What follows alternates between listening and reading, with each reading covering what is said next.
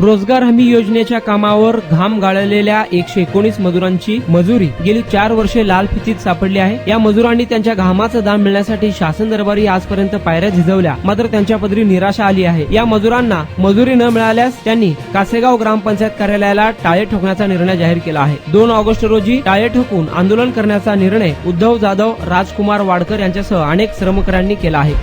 न्याय द्या, न्याय द्या, न्याय द्या, न्याय द्या, न्याय द्या। कोण म्हणताय देत नाही, कोण म्हणताय देत नाही, नाही कुणाच्या बापाचं आहे आमच्या कष्टाचं, नाही कुणाच्या बापाचं आहे आमच्या कष्टाचं, न देणाऱ्याचं करायचं काय, खाली मुंडी वर पाय, नाही कुणाच्या बापाचं आहे आमच्या कष्टाचं। 2020 साली आमच्या 119 मजुरांचे पगार अद्यापपर्यंत आम्ही कलेक्टर साहेब, तहसीलदार, प्रत्येक वरिष्ठ अधिकाऱ्यांना देखील न्याय मागितला।